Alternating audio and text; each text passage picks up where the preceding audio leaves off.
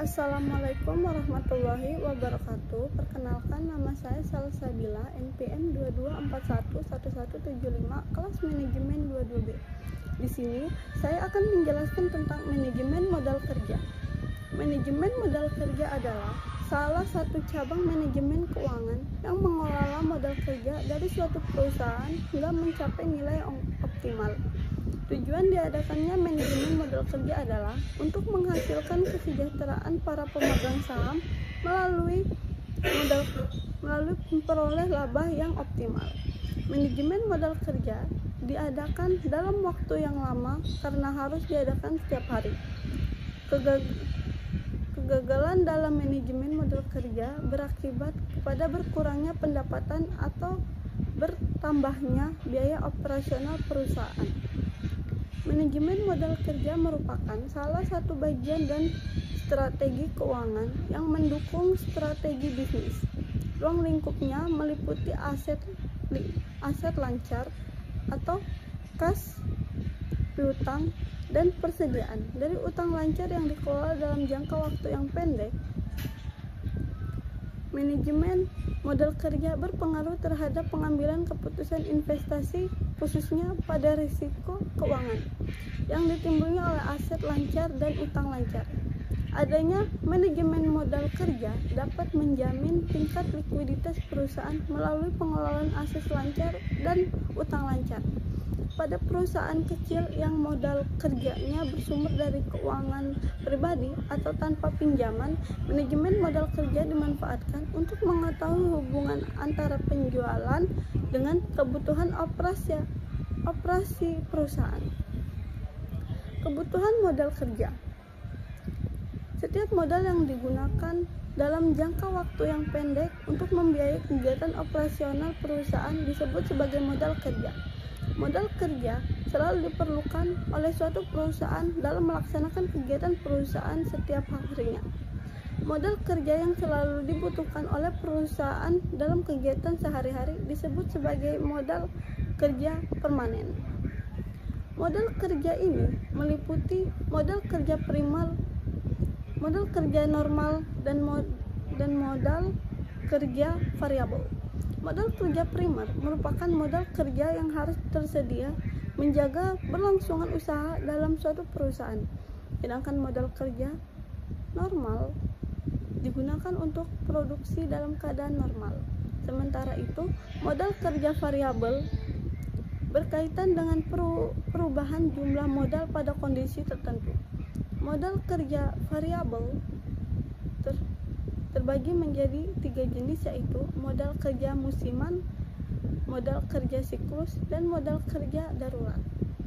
Modal kerja musiman merupakan modal kerja yang nilainya berubah akibat perubahan keadaan musim pada bisnis. Modal kerja siklus merupakan modal kerja yang nilainya berubah-ubah karena adanya siklus bisnis.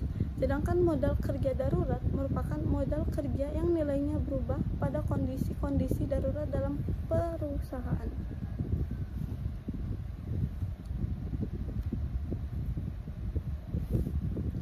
Besarnya tujuan manajemen modal kerja diadakan dengan beberapa tujuan utama. Tujuan utama ini yaitu memenuhi kebutuhan likuiditas perusahaan, kewajiban dan persediaan untuk konsumen. Manajemen modal kerja juga bertujuan untuk memperoleh tambahan dana dari kreditur dan memberikan persyaratan kredit bagi konsumen secara menarik. Pemastian sumber daya keuangan jangka pendek merupakan salah satu tujuan diadakannya manajemen modal kerja. Bagi pihak pelaksanaan manajemen keuangan, manajemen modal kerja termasuk dalam manajemen keuangan jangka pendek, yang pengelolaan memerlukan waktu terlama dibandingkan dengan manajemen keuangan jangka panjang. Manajemen modal kerja ini berkaitan dengan manajemen kas, manajemen piutang, dan manajemen persediaan. Metode besarnya modal kerja yang dibutuhkan oleh perusahaan dapat diperkirakan oleh manajemen keuangan perusahaan. Manajemen modal kerja sebagai bagian manajemen keuangan berperan dalam menentukan perkiraan kebutuhan modal kerja perusahaan dalam kegiatan sehari-hari. Metode manajemen modal kerja secara garis besar dapat dikelompokkan menjadi 3, yaitu manajemen modal kerja dengan pendapatan teori, manajemen modal kerja dengan pendapatan konservatif, dan manajemen modal kerja dengan pendekatan agresif. Pendekatan konservatif. Salah satu pendekatan konservatif dalam pengadaan manajemen modal kerja adalah menggunakan rasio lancar.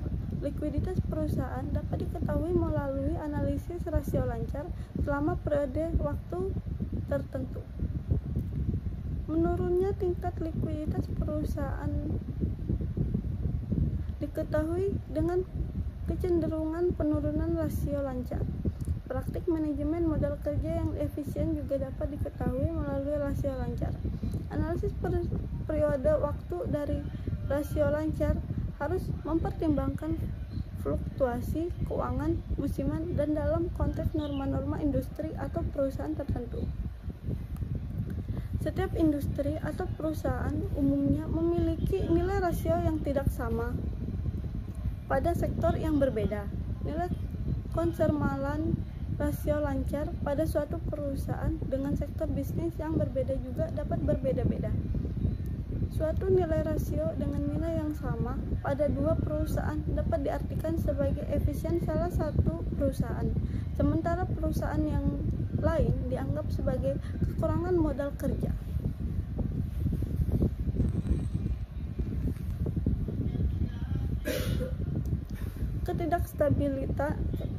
Ketidakstabilan arus kas. Manajemen modal kerja yang tidak memadai dapat menyebabkan ketidakstabilan arus kas meskipun laba perusahaan memadai. Perolehan arus kas akan kembali memberikan nilai yang positif atau memberi laba ketika manajemen modal kerja dilaksanakan dengan baik.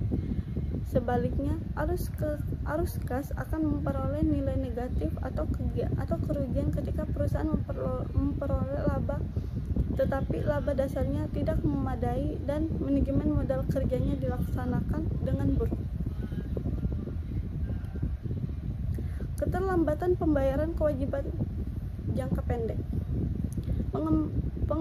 Pengambilan keputusan investasi terhadap aset lancar dan utang lancar merupakan bagian penting dari manajemen modal kerja.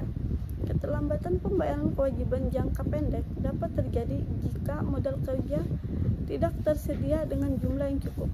Investasi modal kerja merupakan kegiatan yang dilakukan secara terus-menerus dan setiap hari oleh perusahaan. Perputaran modal kerja ini umumnya kurang dari satu periode operasi perusahaan.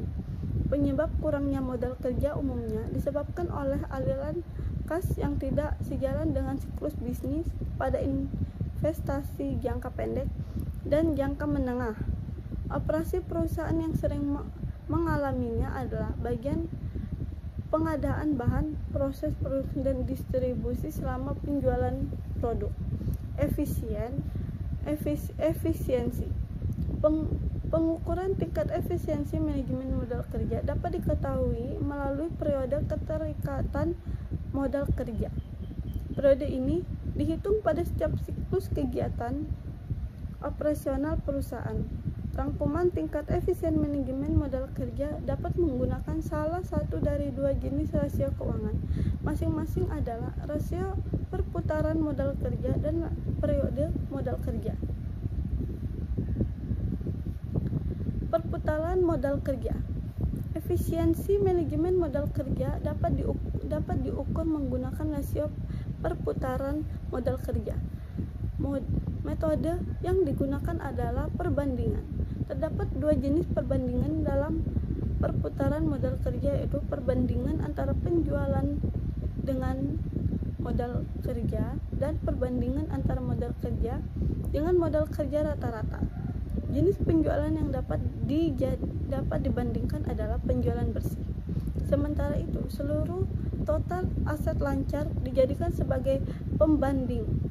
Perputaran modal kerja kemudian dirumuskan sebagai perbandingan antara penjualan bersih dengan modal kerja. Perusahaan multinasional. Perusahaan multinasional menerapkan manajemen modal kerja yang mirip dengan perusahaan domestik. Manajemen modal kerja dilakukan untuk mempercepat perputaran modal agar laba dapat diperoleh dengan waktu yang singkat. Manajemen modal kerja para perusahaan multinasional dilakukan dengan percepatan pengumpulan piutang, perlambatan pembayaran utang jangka pendek, dan pengoptimalan alokasi kas untuk investasi jangka pendek. Salah satu sektor yang mempengaruhi manajemen modal kerja pada perusahaan multinasional di luar negeri adalah perpajakan. Rumah sakit menjadikan manajemen modal kerja sebagai salah satu cara dalam mengelola bisnis. Manajemen modal kerja dilakukan dengan perencanaan dan penghematan modal kerja. Modal kerja pada rumah sakit umumnya bersifat musiman. Modal sendiri di dalam rumah sakit berasal dari laba ditahan, aset tahap, dan depresiasi. Pemenuhan modal rumah sakit yang musiman ini memerlukan modal di luar. Usaha mikro kecil menengah. Usaha mikro kecil menengah memerlukan manajemen modal kerja karena sumber keuangannya berasal dari keuangan pribadi atau pinjaman dari kreditur. Sumber keuangan pada suatu mikro kecil menengah berbeda dengan perusahaan yang telah didaftar di Bursa Efek. Perusahaan sejenis ini telah mendapatkan modal kerja dari pemegang saham perusahaan. Bagi usaha mikro kecil menengah, manajemen modal kerja digunakan untuk menentukan laba yang diperoleh. Cara dengan memperhatikan siklus konveksi kas. Siklus ini dapat memberikan informasi mengenai lamanya waktu keterkaitan antara dana dengan modal kerja dalam suatu periode waktu. Berkaitan dengan pinjaman, usaha mikro kecil mengubah umumnya pinjaman dalam jangka pendek. Pinjaman ini dilakukan dalam bentuk investasi terhadap kas. Penting bagi usaha mikro kecil menengah dalam pembiayaan melalui pinjaman jangka pendek. Oke, itu saja yang dapat saya sampaikan. Wabillahi taufiq wal hidayah. Wassalamualaikum warahmatullahi wabarakatuh.